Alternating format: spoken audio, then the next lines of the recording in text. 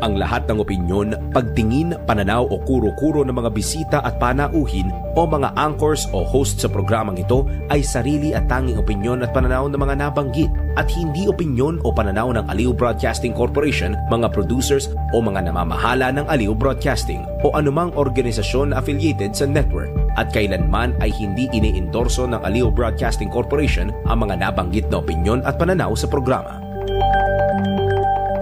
Pagsapit ng alas 12 bago ka mag-lunch o kaya nagla-lunch ka, dagdagan pa ang mga alam mo para hindi ka naman huli sa balita. Live sa DWIZ Manila at sa lahat ng DWIZ News FM sa buong Pilipinas, Luzon, Visayas at Mindanao. At mapapanood ng live sa Aliw 23 Free TV at sa lahat ng digital channel ng DWIZ. Ang Balitang Bayan. Mga balitang nangyari lang at kasalukuyang nangyayari. Balitang Bayan. Kasama ang opisyal na tagagising ng bayan, si Drew Nasino. Di ka aantukin kapag nalaman mo na ang latest sa Balitang Bayan. Sa patuloy na pagbabalita ng tama at paglilingkod ng tama. Balitang Bayan.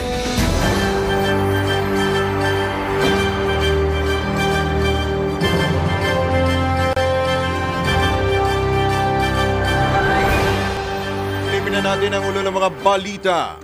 Balitang Bayan. Deployment ng mga OFW sa Israel, pinayagan na muli ng DMW, panawagang repatriation itinigil na ng DFA. Balitang Bayan. Alalimang investigasyon sa mga nawawalang sabungero ipinag-utos na ni Pangulong Marcos. Balitang Bayan. 200 peso legislated wage hike bill muling inihain sa Kamara. Panukalang absolute divorce, binuhay din. Balitang Bayan. Init na hospital arrest ni dating Congressman Teves, tinabla ng DILG. Balitang Bayan. Balita sa ibayong dagat, Israel pumayag na sa ceasefire sa Gaza. Balitang Bayan. Sa balitang pampalakasan, Shea Gilgeous-Alexander, solid OKC pa rin. Supermax contract sinelyuhan na. Balitang Bayan. At sa showbiz, mga artista maglalaban sa ikawalong Entertainment Editor's Choice Award. Tuloy-tuloy ang mga balita sa Balitang Bayan. Kasama si Drew Nasino.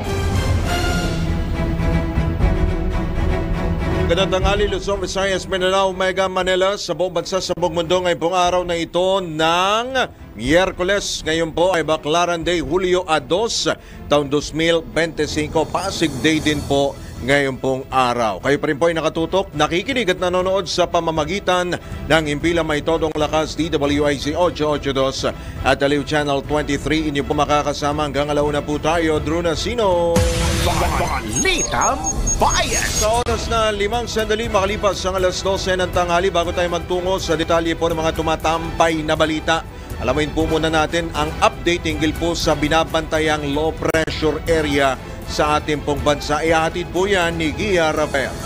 Pinakahuli, pinaka-latest, pinaka-napapanahon. Whether we like it or not, ito ang magiging DWIZ Weather Report.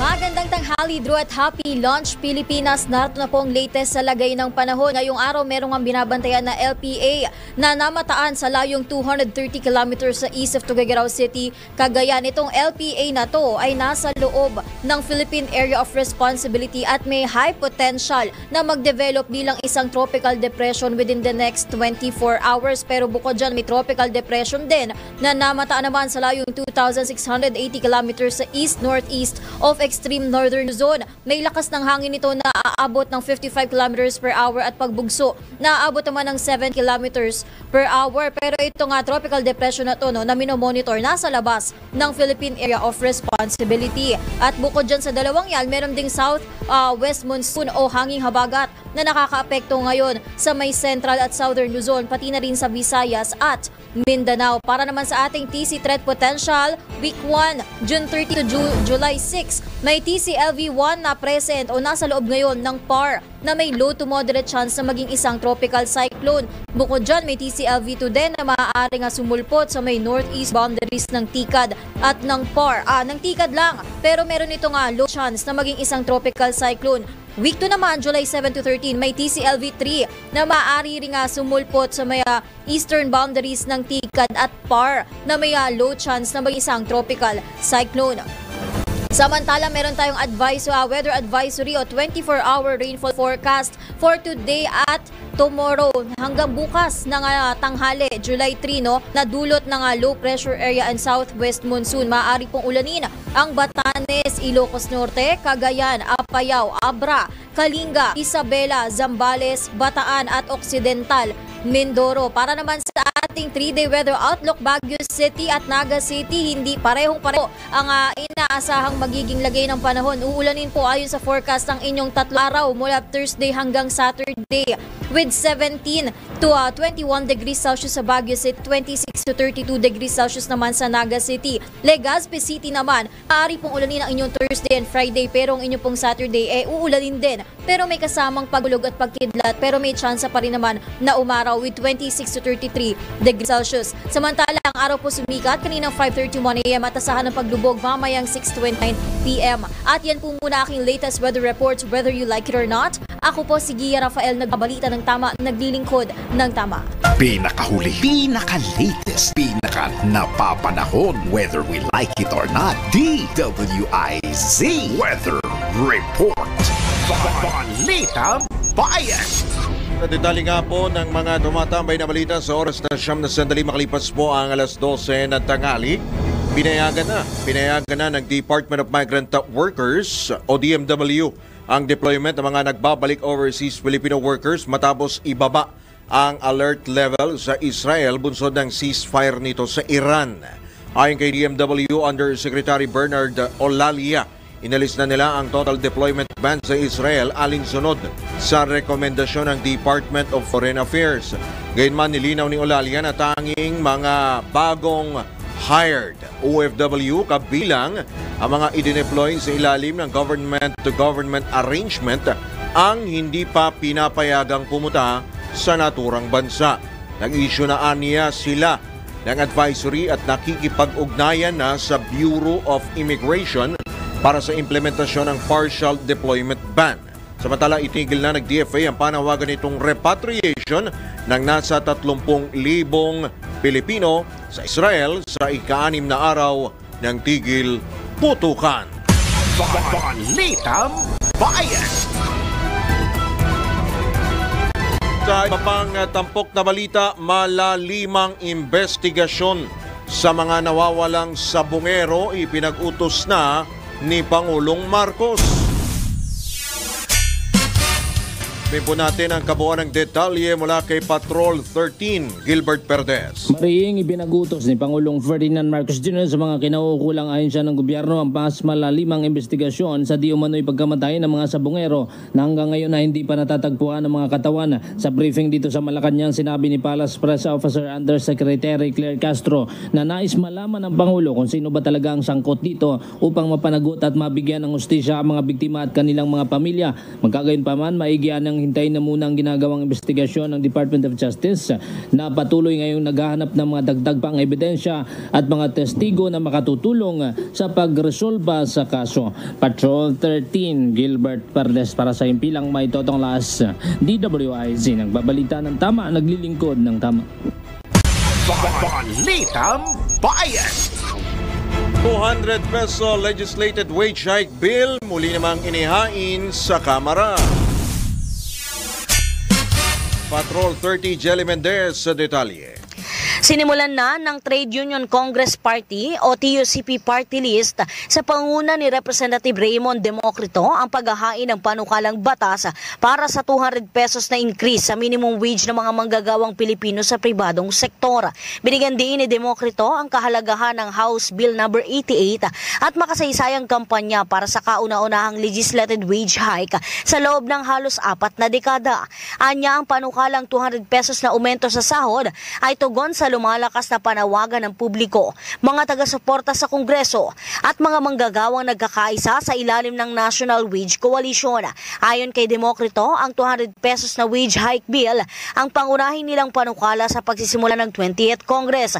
Ito anyang natitirang pag-asa ng mga manggagawa para sa makataong pagtaas sa kanilang arawang kita. Hinimok ni Democrito ang mga kapwa mambabatas na iprioridad ang panukalang aumento sa sahod upang maibsan ang nararanasang krisis ng mga ordinaryong Pilipino. Sa gitna na rin ito ng patuloy na pagsirit sa presyo ng langis, pangunahing bilihin at serbisyo. Samantala, isang kaparehong panukala o House Bill No. 78 ang inihain rin ni Cavite 1st District Representative Jolo Revilla na layong magunan ang problema ng mga manggagawang Pilipino. Umaasa ang mga mambabatas na may papasa ang panukalang tutugon sa pagsisikap at pagsasakripisyo ng mga manggagawang Pilipino sa bansa. Ito si Patrol 30. Jelly Mendez nag-uulat para sa impilang may todong lakas sa DWIZ. Nagbabalita ng tama, naglilingkod ng tama. Kapag may bagong balita, naka-on air agad-agad DWIZ Patrol Report. Iba pa rin tampok na balita matapos mabinbin sa Senado nitong nagdaang Kongreso, muling isusulong ngayong 20th Congress ang panukalang absolute divorce. Ayon kay ACT Teachers Party List Representative Antonio Tinio at ayon kina Tinio at Kabataan Party List Representative Rene Co, layunin nitong Layunin ng panukalang i-adapt ang consolidated version na ipinasa ng Kamara sa ikatlot huling pagbasa. Kabilang sa mga karagdagang grounds para sa divorce ang pagkilala sa divorce decree na ipinagkaloob sa ibang bansa at ang dagdag na grounds para naman sa annulment na maaaring ikonsidera sa pagkuha ng nasabing decree. Sasama rin sa batayan ang serious physical o sexual violence at ibabatay sa bigat ng karahasan, pagiging lulong sa sugalat bisexuality. Saklaw din ng panukala ang paghihiwalay ng mag-asawa sa loob ng 5 taon at imposible ng magkaayos, psychological incapacity at kapag sumailalim sa gender reassignment surgery o transitions ang isa sa kanila. Sa usapin naman ng conjugal partnership, paghahatian ng mag-asawa ang assets pero kailangan bigyan ng sustento hanggang makahanap na ng trabaho sa loob ng 2 taon ang mas kapos sa kanila. Ipinalawanag naman ng 2 mababatas na ang pagiging sagrado ng kasal ay nakabatay sa kalidad ng pagsasama kaya kung hindi na ito kayang ayusin o buhayin, panahon na para gawing opsyon ang diborsyo. Balitang Bayan. Samantala, walang ipatutupad na house o hospital arrest ang Department of Interior and Local Government para kay dating Negros Oriental Representative Arnolfo Arnie Teves Jr. Ito ang nilinaw na Interior Secretary John Vic Remulla matapos ma-discharge sa Philippine General Hospital si Teves dahil sa pagbuti ng kalagayan nito.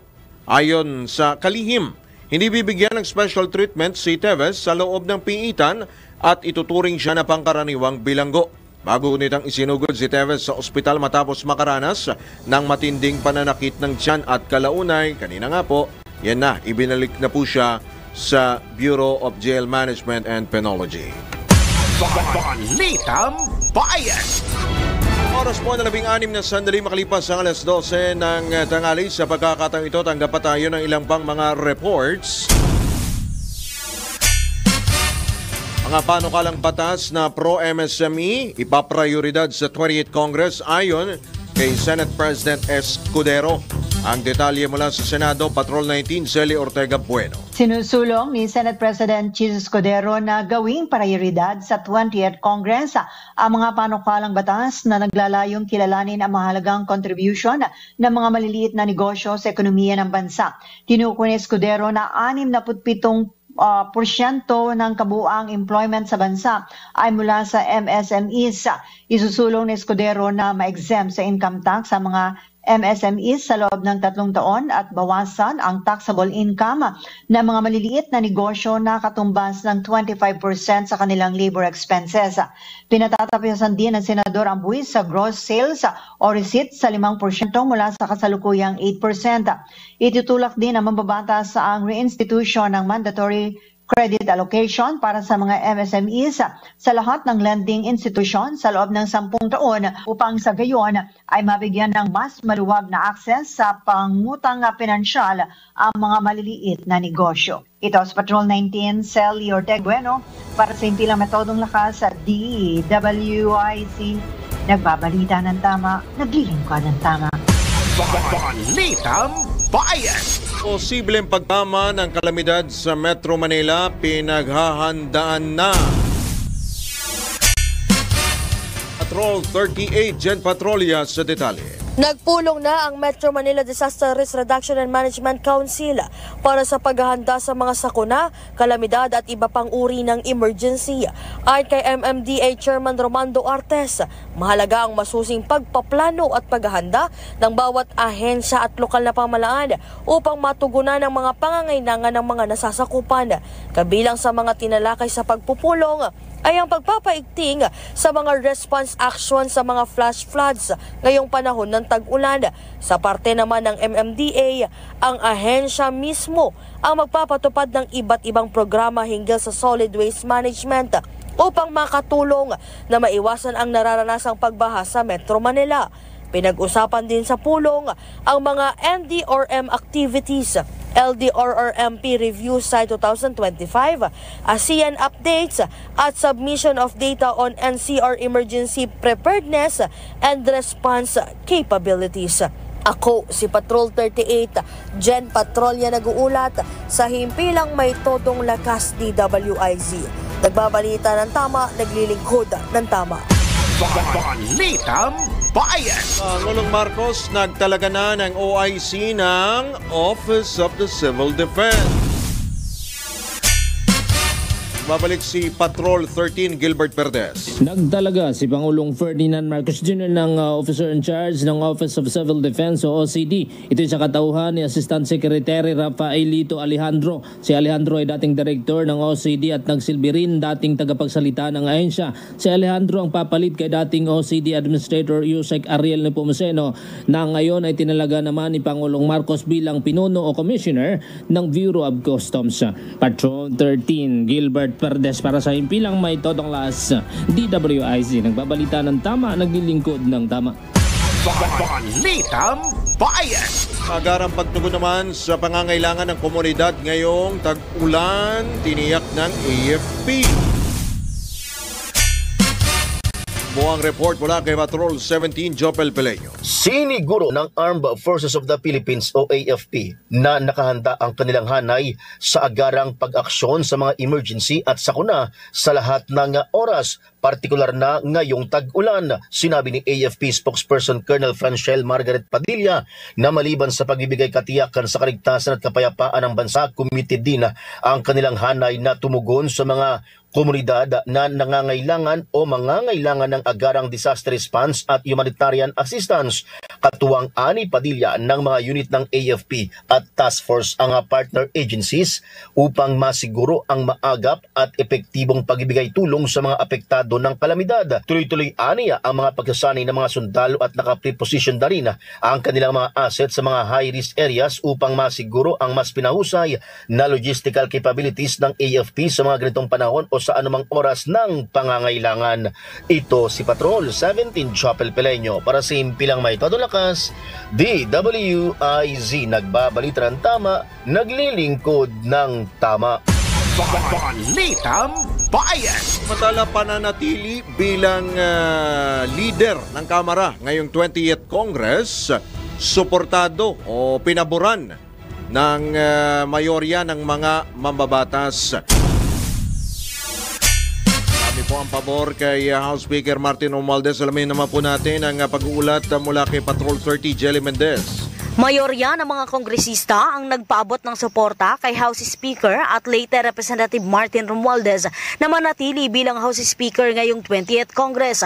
Kasunod dito ng pahayag ni Ako Bicol Party List Representative Alfredo Garbin na suportado ng mayorya ng mga miyembro ng Party List Coalition si Speaker Romualdez speakership race.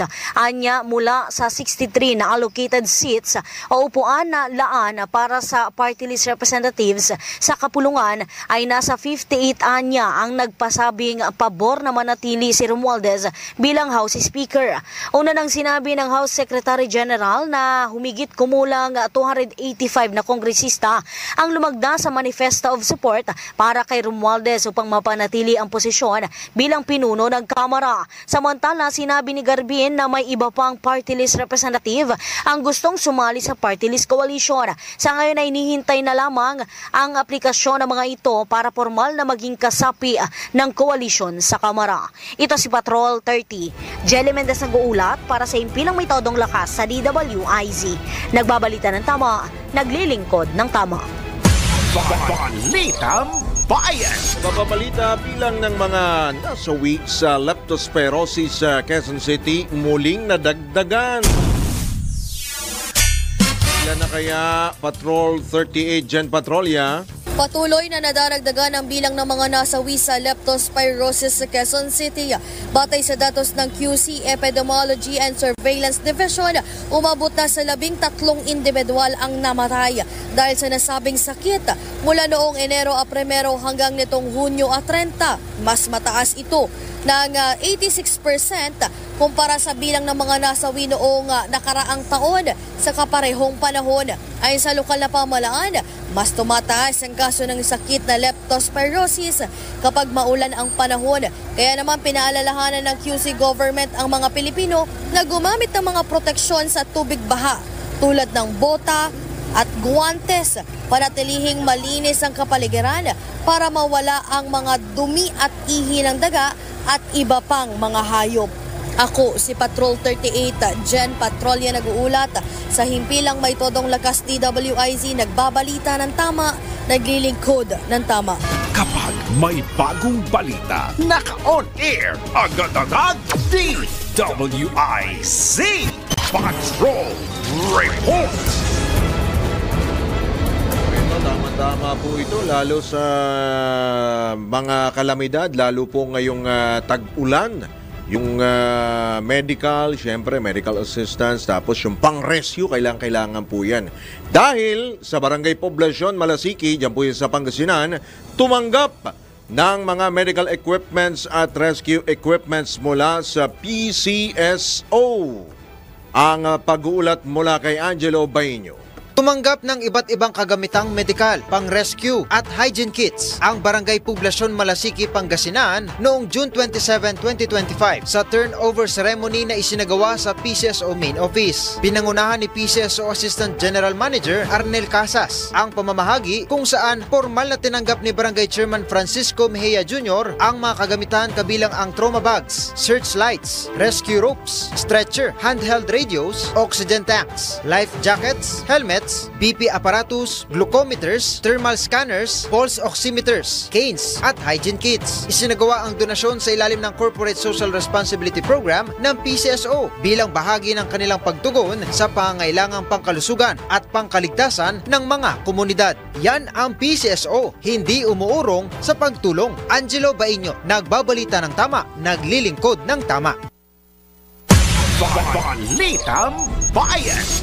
Speaking of pagtulong, alam niyo po ba na ang katumbas po ng bawat taya po natin sa Philippine Charity Sweepstakes Office o PCSO ay kawang gawa? Opo, tama po ang inyo pong napakinggan. Sa bawat ticket po ninyo, tiyak may matutulungan po tayong mga kapwa Pinoy sa kanila pong pangangailangang medikal, lalo po may mga malubhang karamdaman. Dahil sa PCSO, basta kawang gawa at pagtulong, hindi kanila uurungan.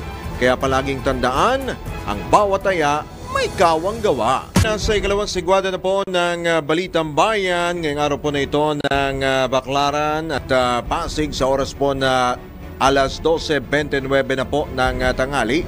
Ituloy po natin ang ilang pang mga balita.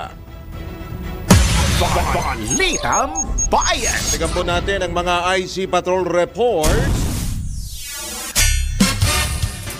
Konstruksyon ng Samal Island Davao City Connector Bridge hinarang ng Korte Suprema. Bakit kaya Patrol 24, June Samson? Pansamantalang pinigil ng Korte Suprema ang itinatayong Samal Island Davao City Connector Bridge. Kaugnay niyan ay inatasan ng Korte Suprema ang mga respondent na magsumite ng verified return sa loob ng 10 araw para matukoy kung natugunan ang mga requirements.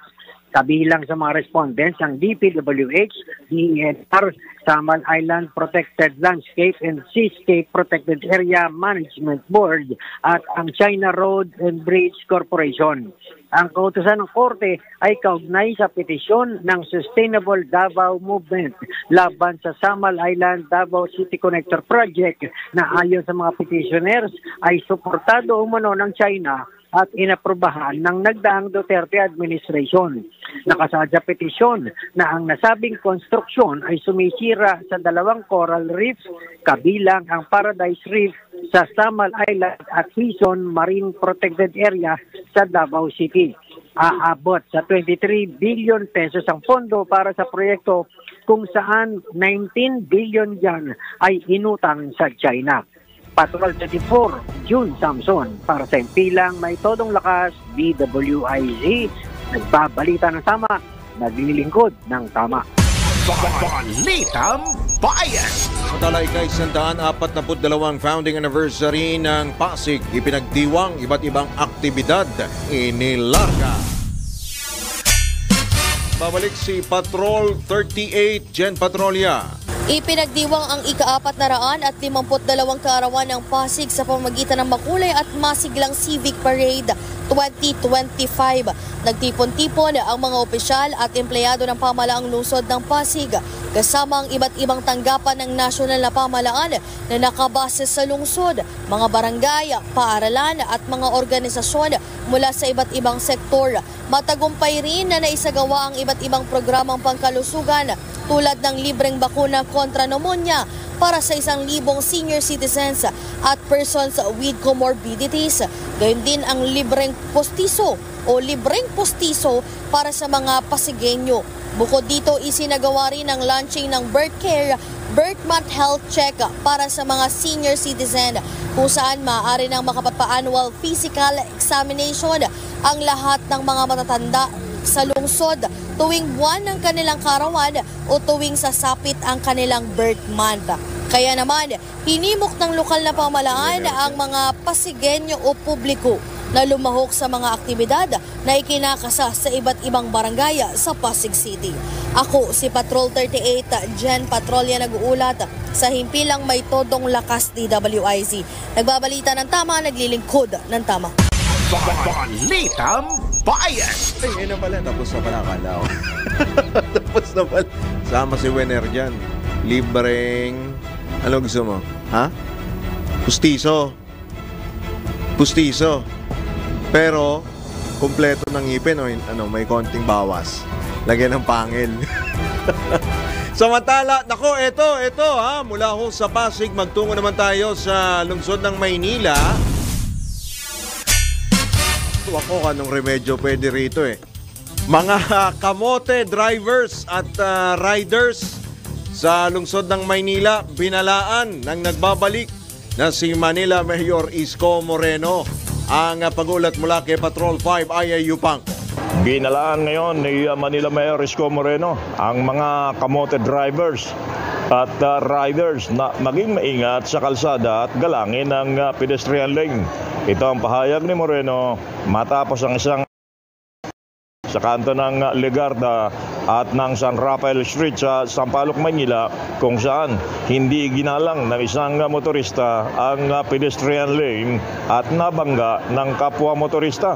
Sa kanyang inspeksyon kaninang umaga, nakita mismo ni Yormisco ang insidente at kinumpirma ang kawalang disiplina sa kalsada.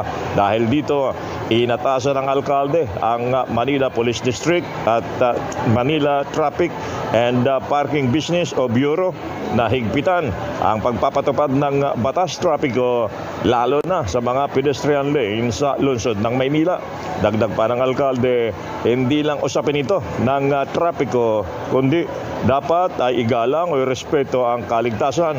Ngayong araw, nakatakda yung 2 command conference kasama yung CDRRMC at Manila Police District para talakayin ang mas mahigpit na hakbang kontra sa mga pasaway sa kalsada.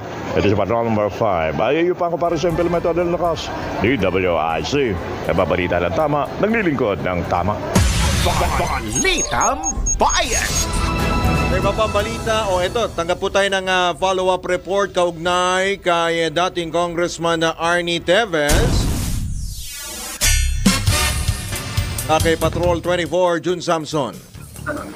Nailipat o naibalik na sa Annex 2 ng Bureau of Jail Management and Penology sa Camp Bagong Diwa, Taguig City si dating Congressman Arnie Teves. Alas 8:30 kagabi nang inilabas si Teves sa Philippine General Hospital matapos ang ilang araw na pananatili doon makaraang sumailalim sa appendectomy operation.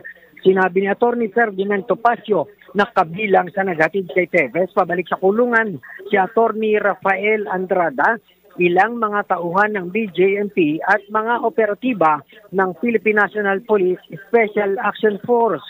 Samantala patuloy pa rin anyang nakakaranas ng paminsan-minsang pananakit ng tiyan ang dating kongresista. Dahil dyan ay magpapa-schedule siya ng mga follow-up medical check-up sa mga doktor sa PGH na isasagawa sa loob mismo ng Annex 2 ng BJMP makalipas ang 1 linggo. Patrol 24, June Samson. Para sa impilang may todong lakas DWIZ, nagbabalita ng tama, naglilingkod ng tama. Balitang Bayan. DWIZ Flash Report. Naghain na po si Senator Risa Ontiveros ng reklamo sa National Bureau of Investigation laban sa mga nasa likod ho ng video ng bumaligtad na witness sa investigasyon ng Senado kay KOJC founder Pastor Apollo Kibuloy. Antabay lamang po para po sa mga karagdagang detalye kaugnay po ng balitang yan. Balitang Bayan. Paparibalita, 20 pesos bigas program pinalawak na ng Department of Agriculture. Sa pang report mula kay Patrol 38, Jen Patrolya. Pinalawak na rin sa Zapote, Bacoor Public Market sa Cavite ang benting bigas meron na programa. Ito'y matapos pangunahan ni Pangulong Ferdinand Bongbong Marcos Jr., Agriculture Secretary Francisco Chu Laurel Jr.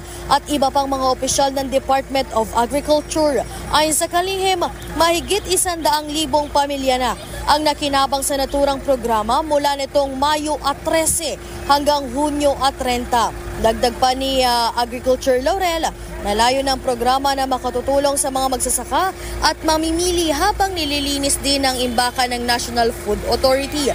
Sa ngayon, meron ng halos 100 ang 20 pesos rice outlets sa bansa. Sa tulong ng lokal na pamahalaan at iba't ibang ahensya, layo ng programa na tikiyaking abot kaya ang bigas para sa mga Pilipino. Ako si Patrol 38, Jen Patrolya nag-uulat sa himpilang may todong lakas DWIZ, nagbabalita ng tama, naglilingkod ng tama. Balitang Bayan. Omelec, nilinaw ang kapalaran ni dating Pangulong Duterte sa pag-upo bilang alkalde ng Davao City. Naman sa Maynila, Patrol 5, Aya Yupanco. Sinabi ng Commission on Elections o COMELEC na wala ng kapangyarihan o restriction ang Commission on Elections sa kaso ng dating Pangulong Rodrigo Roa Duterte kaugnay ng kanyang pagkakapanalo bilang alkalde ng Davao City. Ayon kay COMELEC Chairman George Erwin Garcia, sa oras na maiproklama na at matukoy na walang pending case sa poll body ang mga nanalong kandidato sa lokal na posisyon, pagsapit ng Hunyo 30 ay agad na maililipat sa Department of Interior and Local Government o DILG ang jurisdiction ng mga ito sa ilalim ng Rule of Succession ng Local Government Code. Ang Vice Mayor, ang uupong acting mayor sa panahon na hindi pa nakakapanumpa ang alkalde ng lungsod. Una nang kinumpirma ni Garcia na si Sebastian Baste Duterte ang magsisilbi bilang pansamantalang alkalde ng Davao City at si Digong Duterte na kasalukuyang himas rihas sa detention center ng International Criminal Court sa The Hague, Netherlands ay tatawagin bilang mayor-elect. Binigyan din ng COMELEC chief na maaari namang manumpa sa harap ng isang ambasador o Philippine Consul General ang nanalong kandidato na nasa labas ng bansa. Gayunman, wala anyang batas na nagtatakda kung saan dapat isagawa ang panunumpa ng mga ito. Si Patrol number 5, ay pa para sa Pinamatado ng Lakas, DWIC, nagbabalita ng tama, naglilingkod ng tama.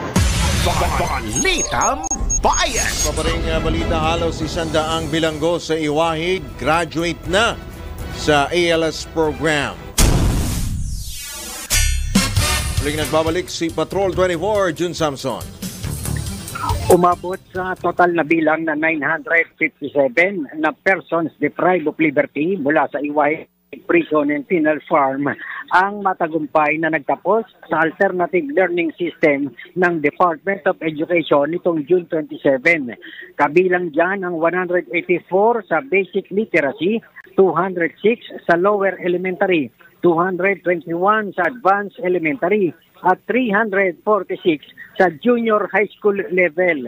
Ang seremonya ay pinangunahan ni Roberta Lopez Feliciano ng ABS-CBN Foundation kasama ang mga opisyal ng DepEd at inihayag ang pag-asa sa kinabuhan ng mga bilanggo kahit na nasa ganun silang kalagayan.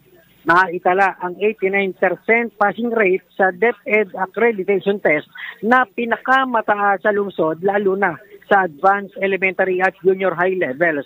Sinabi ni Bureau of Corrections Director General Gregorio Catapang Jr. na ang programang ito ay bahagi ng reforma o preparasyon sa mga bilanggo para sa muling pagbangon ng mga PDL at paghahanda na rin sa kanilang pagbalik sa lipunan sa kanilang paglaya. Patrol 24, Samson, para sa Himpilang May Todong Lakas, DWIZ, nagbabalita ng tama, naglilingkod ng tama. Kapag may bagong balita, naka-on air agad-agad DWIZ Patrol Report. Samantala, patuloy ang paglago ng ugnayan sa pagitan ng Pilipinas at Finland. Ito ang binigyang diin ni Ambassador to the Finnish Ambassador to the Philippines, Saija Nurminen. Sa gitna na rin ang paparating na 70th Diplomatic Relationship Anniversary ng dalawang bansa.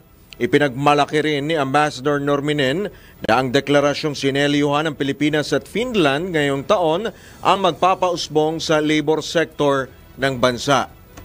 Actually, when the Minister of Employment was here in the beginning of the year, so we signed this joint declaration, which is basically a first step towards that memorandum of understanding, or these MO or labor MOs as one calls them. Okay. So we are looking cooperation and tight cooperation when it comes to labor mobility closer, because one thing that sort of helps these good relations is that we are really like-minded countries. Mantala, ibinahagi rin ni Ambassador Nurminen ang mga dahilan kung bakit nananatiling happiest country on earth ang Finland. because the work-life balance, good schools, there is quiet acts, sports, cultural scenes. So you have things. The work-life balance allows you to have free time. You can enjoy your free time with sports, cults, and you have public services. You're able to access them. So I think it is just these small things in life that makes your life easier. Yan po ang tinig ni Finnish Ambassador to the Philippines, Saija Norminen, sa eksklusibong panayam ng DWIZ. Balitang Bayan. Babalik po muli ang Balitang Bayan makalipas lamang ang ilang mga paalala. Oras po natin. Ambassador Winer Contehino, 16 na minuto bago sumapit ang harap na alas 1 ng PM. Tuloy pa rin ang ilang mga balita. Kinilala ni House Speaker Martin Romualdez ang kakayahan at determinasyon ng mga atletang Pilipino upang manalo sa mga pandaigdigang kompetisyon. Para makamit ito, tinayak ng leader ng Kamara sa publiko ang patuloy na paglalaan ng Kongreso ng pondo upang suportahan ang kanilang pagsasanay at pag-unlad bilang mga kampyon. Kasunod ito ng anunsyo ng Bases Conversion and Development Authority at Department of Budget and Management sa 360 million peso dormitory project para sa 400 student athletes ng National Academy of Sports o NAS sa New Clark City, Capas, Tarlac na inaasang matatapos sa susunod na taon. Sa gitna na rin ito ng makasaysayang pagwawagi ni Alex Ayala bilang second placer sa Lexus Eastbourne Open itong weekend. Nauna sa kasaysayan para sa isang Pilipino na umabot sa singles final ng WTA Tour. Binigyang diin ng kongresista mula Leyte na patuloy na itataguyod ng Kongreso ang mga panukalang batas at suporta sa budget para sa sports development, lalo na sa mga programang nagpapalago sa potensyal ng mga batang atleta sa mga pampublikong institusyon gaya ng NAS. Pasada Balita. Balitang Bayan. Nakuha ng Pag-ibig Fund ang unmodified opinion mula sa Commission on Audit sa ika-13 sunod na pagkakataon para sa taong 2024. Kinumpirma ng COA na patuloy ang maayos na pagsasagawa ng pag-ibig ng mga transaksyon nito simula nang nakuha nito ang unmodified opinion status noong 2012. Ayon kay Human Settlements and Urban Development Secretary Jose Ramon Aliling, ang magandang audit sa Pag-ibig Fund ay patunay na nananatili ang mataas na kalidad ng pangangasiwa rito, lalo na sa expanded pambansang pabahay para sa Filipino Housing Program ng Marcos Administration. Samantala, sinabi naman ni Pag-ibig Fund Chief Executive Officer Marilyn Acosta na ang 2024 unmodified opinion ng COA at ang pag-abot nito sa 1 trillion peso total asset target ay patunay ng matibay na tiwala ng publiko sa ahensya. Balitang Bayan. Sa pagkakataon ito, dako tayo sa mga pag-uulat mula sa probinsya. Mar Copper Mining Corporation at iba pa sinampa ng kaso ng pamalaang panlalawigan ng Marinduque. Ang pag-uulat mula sa Mimaropa, Mariboy, Isibido. Nagsampa ng kaso ang pamahalang panlalawigan ng Marinduque laban sa Mar Copper Mining Corporation, MR Holdings Limited at F Holdings Limited sa Regional Trial Court ng Buwak. Ito'y kaugnay ng pinsalang dulot ng pag-agos ng toxic water at mine tailing sa mga ilog ng Mugpog at Buwak, pati na rin ang umano'y illegal na pagtatapon ng tailing sa Calancan Bay. Humihingi ang lalawigan ng 11 bilyong piso bilang danyos, kasama pa ang 5 milyong piso para sa moral damages, 25 milyong piso para sa exemplary damages at 5 milyong piso bilang attorney's fees. Ang naturang kaso ay sinampa matapos ang natapos na negosasyon sa pagitan ng lalawigan at ng mga kumpanyang Placer Dome Incorporated at Barrick Gold Corporation, kung saan napagkasunduan ang pagbabayad ng $100 milyong o mahigit 5 bilyon sa lalawigan.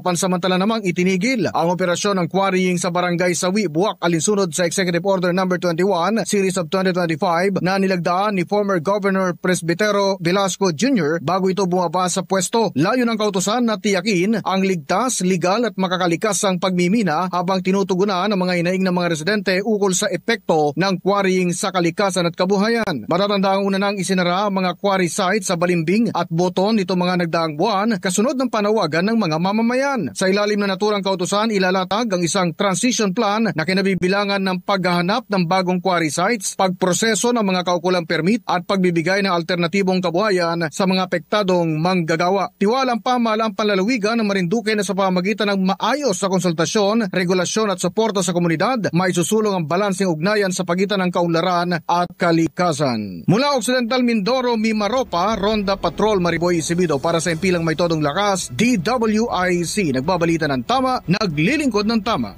Balitang Bayan. Naman sa Bicolandia, City Director ng Huepe ng Naga City Police ligtas sa pagkakasibak sa posisyon. Sabihin po natin ang kabuuan ng detalye mula kay Melvin Machado. Hindi na mapapalitan kasi Director ng Naga City Police Office sa pamumuno Police Colonel Gilbert Fariñas ng kay Naga City Mayor Atty. Len Robredo. Inuna na ang paghanap mga iba talaga sa iba't ibang opisina ng pamahalang lungsod. Depende sa kakayahan nito. Ang pagpili ng mga department head hindi niya sulong desisyon. Sa halip ay meron siyang binuong grupo na siyang kumikilati sa kakayahan ng bawat isa talagang department head. Hinihintay naman ni Mayor Robredo ang isusumiting report ng Naga City Police Office. Sa pagpalit ng mga nakaupong mayor ng bawat na lungsod ay humihingi ang mga Babalikan po natin si Melvin Machado mula po dyan sa Bicolandia. Akyat naman tayo sa Central Luzon. Police report wanted na drug pusher sa Angeles City arestado. Johnny Goles sa detalye. Yes, isang lalaking wanted na sa kasong may kinalaman sa paglabag ito sa illegal na droga na putin ng Angeles City Police Station 5. Dito sa kanyang hideout sa Barangay Sapong Batoong dito sa siyudad ng Angeles alas 9:30 kagabi.